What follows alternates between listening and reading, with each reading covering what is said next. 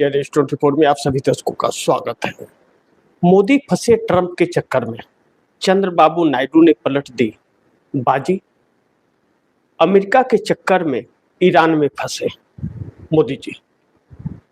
अब एक महत्वपूर्ण बिंदु है जो इस वक्त मोदी सरकार को लेने के देने पड़ गए। मोदी ने कभी ऐसा सोचा भी नहीं था कि ऐसी हालात आकर के खड़ी हो जाएगी, क्योंकि ईरान, इजराइल और अमेरिका के बीच यह जो युद्ध चल रहा था, यह युद्ध एक दावत देने वाला युद्ध था, जानबूझ करके किया गया युद्ध था, क्योंकि ईरान के सबसे चहेते नेता खामनेई और वहां के गुरु माने जाते थे नेक दिल, उसे पूरे परिवार के साथ जिस तरह से अमेरिका ने एक साजिश रच के इजराइल के साथ खत्म किया, यह सपने में नहीं किसी ने सोचा था कि अमेरिका ऐसा करेगा, लेकिन अमेरिका ने किया। लेकिन सरेंडर करता हुआ ट्रंप नजर आ रहे हैं।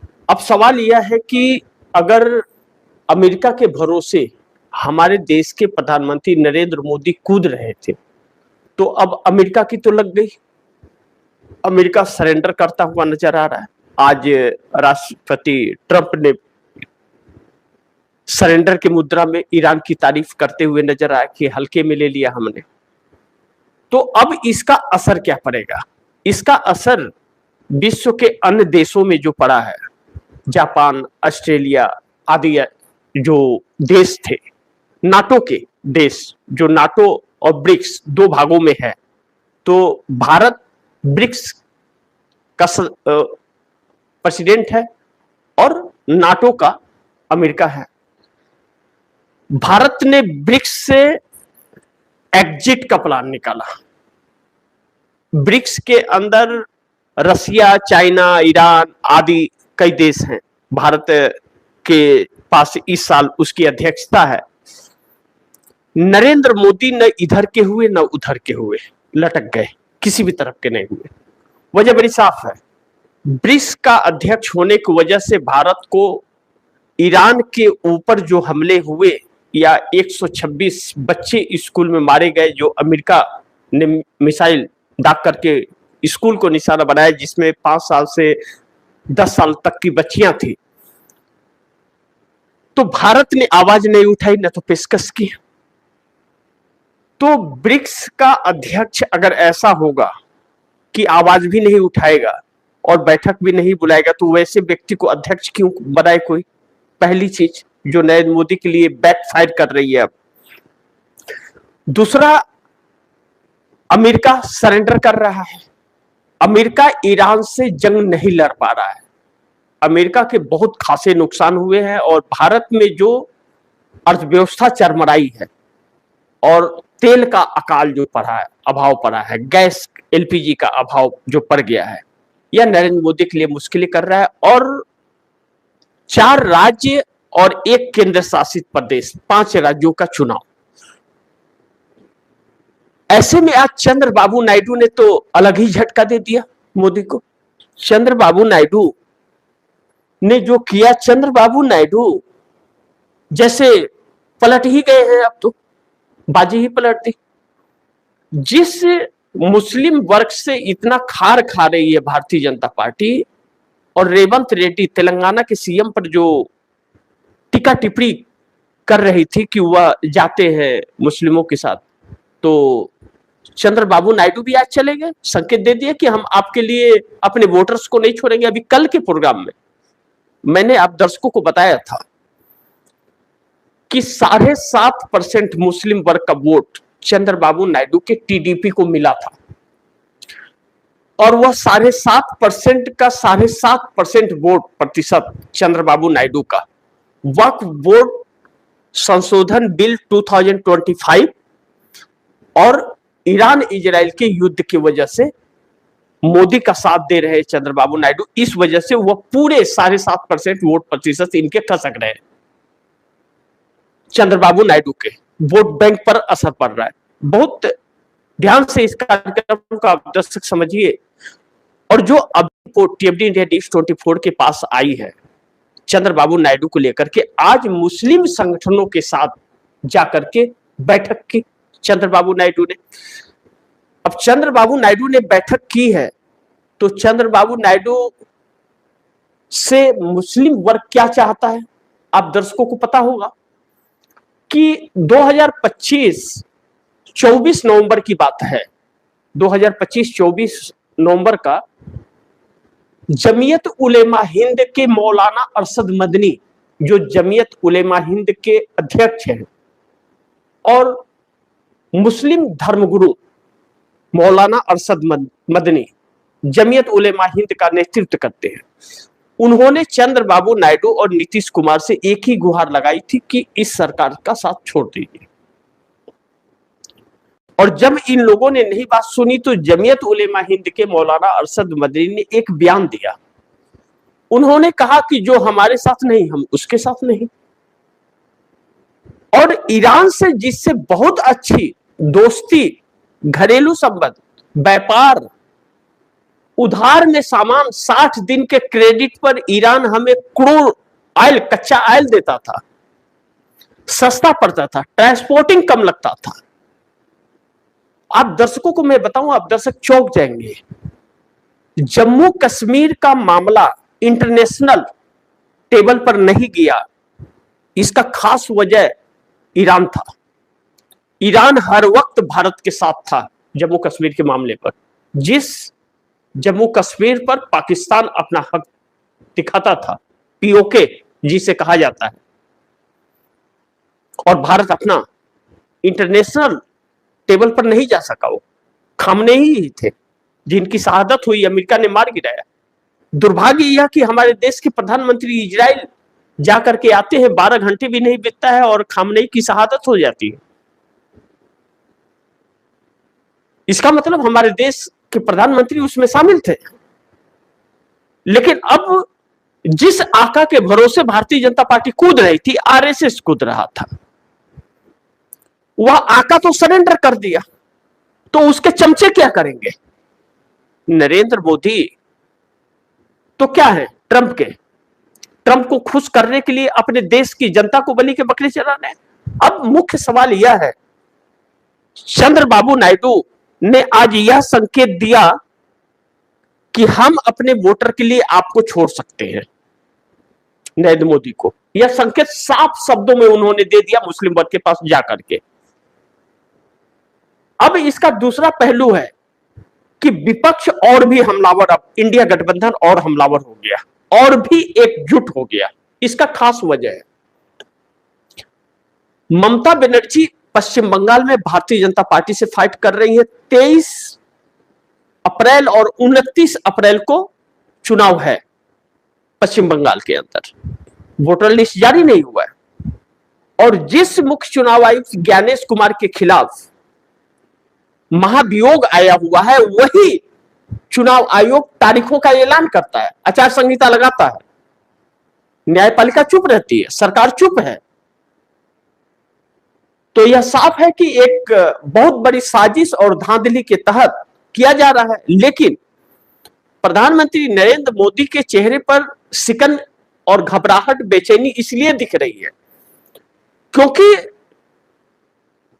इंटरनेशनल मुद्दे जो है, अंतर्राष्ट्रीय मुद्दे, इस बार इन 5 राज्यों में हावी हो रहे हैं। चूंकि बहुत खास वजह है कि आसाम और बंगाल समुद्री इलाका पड़ता है। आसाम से ब्रह्मपुत्र जाकर के समुद्र में मिलता है और पश्चिम बंगाल से भी, और दूसरी चीज तमिलनाडु, केरल, पांडिचेरी, यह समुद्री छोर है। और इस वक्त भारतीय जनता पार्टी का पाला इंडिया गठबंधन से पड़ा है, एनडीए का नहीं है। इन 4 राज्य और एक केंद्र शासित प्रदेश पांडिचेरी, यहां पर एनडीए गठबंधन नहीं है। डायरेक्ट भारतीय जनता पार्टी को इंडिया गठबंधन से फाइट करना है। ऐसे में इन 5 जगहों पर सिर्फ एक राज्य भारतीय जनता पार्टी के पास है, असम। असम में एसआईआर नहीं हुआ, सीएए एनआरसी हुई है।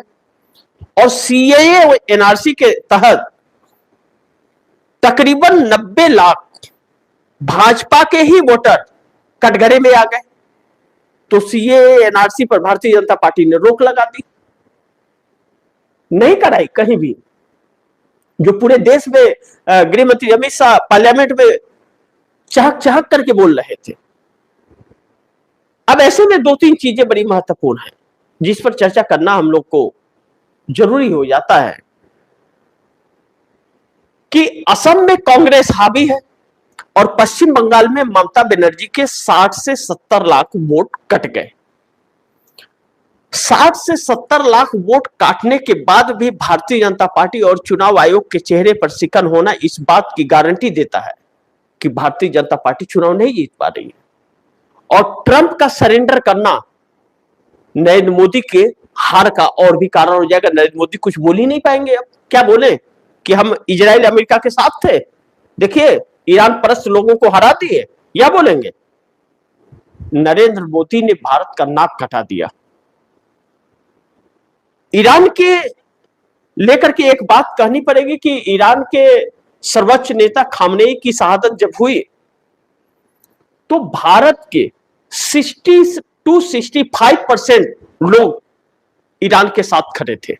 खबरें भी दिखाए, आवाज भी उठाए और सरकार को घेरे भी, सवालों के घेरे में भी रखा। विपक्ष ने भी सहानुभूति दिखाई, लेकिन सरकार की तरफ से एक सहानुभूति भी नहीं आई। ऐसे में ईरान क्यों छूट दे भारत को, यह एक बड़ा सवाल है। लेकिन जब गैस की किल्लतें हुई तो ईरान का दूतावास जो दिल्ली में है, दिल्ली दूतावास से मैसेज जाता है ईरान के राष्ट्रपति को कि भारत की जनता ईरान के साथ है। भारत में ईरान की सहानुभूति दिखा रही है। यहाँ की जनता ईरान के लिए सरकार से लड़ रही है। उसे गैस की किल्लतें हो रही है, लंबी लंबी लाइनें लग रही हैं। 3000 से 5000 में गैस सिलेंडर ब्लैक हो रहा है। आम जीवन पर असर पड़ रहा है। ईरान ने तुरंत 2 एलपीजी का शिप भारत को छोड़ा। क्या नरेंद्र मोदी और विदेश मंत्री एस जयशंकर के बात करने से छोड़ा क्या? बिल्कुल नहीं। और अगर छोड़ा तो और बाकी के शिप क्यों नहीं लेके आ रहे? सरकार पूरी तरह से घिर गई। अब जब ट्रंप सरेंडर बोलते हुए नजर आ रहे हैं और ईरान की तारीफ करते हुए नजर आ रहे हैं तो इसके 2-3 बहुत अहम कारण है जो आप दर्शकों को जानना समझना जरूरी है। ईरान ने दुबई को टारगेट किया। दुबई, मिडिल ईस्ट का दुबई जो है, मिडिल ईस्ट के अंदर, वह अमेरिकी अर्थव्यवस्था का हब है और वहीं से रेवेन्यू जनरेट अमेरिका का सबसे ज्यादा होता है। अमेरिका के बड़े बड़े व्यापारी दुबई के अंदर है और अच्छे खासे बेस थे। ओमान, मस्कट, कतर, सऊदी अरब आदि जगहों पर जो ईरान ने टारगेट किया, ईरान ने सऊदी अरब को नुकसान नहीं पहुंचाया, दुबई को नुकसान नहीं पहुंचाया। ईरान ने अमेरिकी बेस को उड़ाया, अमेरिकी सैनिक ठिकानों को उड़ाया, अमेरिकी अर्थव्यवस्था पर चोट मारी। सिटी बैंक, सीएसबीएस आदि बैंकों पर, होटल बड़े बड़े, ऐसे जगहों पर ईरान ने हमला बोला। अमेरिका की कमर टूट गई और ईरान के कम रेट के मिसाइल और ड्रोन के सामने करोड़ों के फाइटर जेट अमेरिका के ध्वस्त हो गए। एक नया मॉडल इस वक्त मिला विश्व को कि ऐसी क्षमता किसी के पास नहीं थी। ईरान की जनसंख्या 30 करोड़ की है और ईरान विश्व के सबसे शक्तिशाली देश की अर्थव्यवस्था की कमर तोड़ डाली। अब ऐसे में अमेरिका जब वह ताकत रहा ही नहीं उसके पास तो उसकी बात कोई क्यों सुने? हर देश ने अमेरिका का एग्रीमेंट तोड़ दिया। जो ट्रेड डील हो रही थी वह सब तोड़ दिए। जो टैरिफ लगाया था अमेरिका ने, सारे टैरिफ वह करार तोड़ दिया। लेकिन भारत क्यों नहीं? भारत इससे क्यों पीछे भाग रहा है? कौन सी ऐसी दुखती नस भारतीय जनता पार्टी आरएसएस की है अमेरिका के पास, जो भारत पीछे हट रहा है और एक भी आवाज नहीं निकल रहा है? इसका जवाब नहीं मिल रहा है और इसका जवाब, इसकी कीमत चुकानी पड़ेगी। अब चंद्रबाबू नायडू भी समझ गए कि मोदी जिसके दम पर नाच रहे थे वह तो सरेंडर कर दिया, तो मोदी का क्या होगा?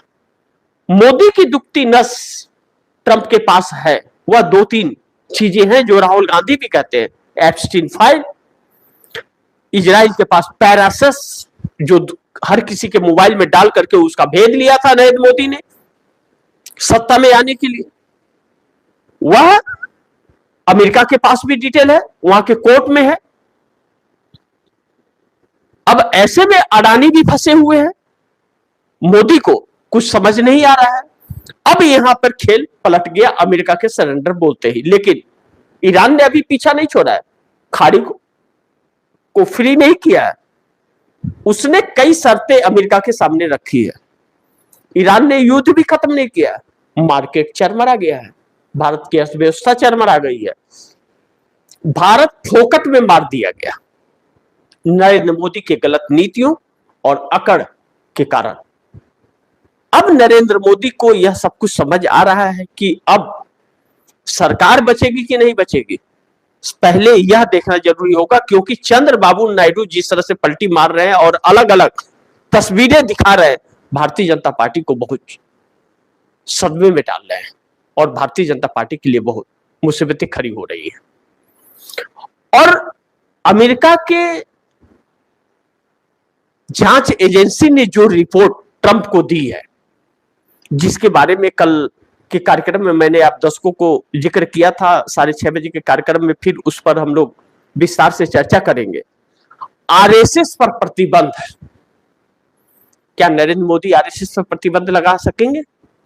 नरेंद्र मोदी भी आरएसएस के ही हैं और सत्ता भी आरएसएस की है। नरेंद्र मोदी एक ऐसे मोड़ पर आकर के खड़े हो गए हैं कि न घर के न घाट के कहीं की नजर नहीं आ रहे। अब देखना यह महत्वपूर्ण होगा कि मोदी का क्या हर्ष होता है, इसका इंतजार कीजिए। लेकिन उल्टी गंगा बहना शुरू हो गई है अब, और साथी भी साथ छोड़ने की तस्वीरें दिखाने लगे हैं। जिस दिन ऐसा झटका इनको मिलेगा साथियों का, सहयोगियों का, कि नरेंद्र मोदी को सोचने का भी मौका नहीं मिलेगा। चुनाव चोरी कर ले, कुछ भी कर ले, जिस दिन हटे उस दिन ज्ञानेश कुमार का भी ठिकाना नहीं रहेगा। उन धोखेबाज न्यायपालिका पर भी, जो कुछ लोग न्यायपालिका के जो सरकार के साथ मिले हुए, उनके भी हिसाब हो जाएंगे दूसरी सरकार आई तो।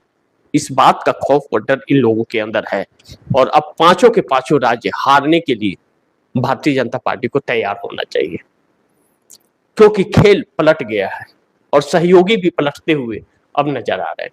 तो इसी के साथ आप दर्शकों से इजाजत चाहूंगा, अगली खबर के साथ फिर हाजिर होऊंगा। और आप दर्शकों की क्या राय है, क्या सुझाव है, कमेंट बॉक्स में जरूर दीजिएगा।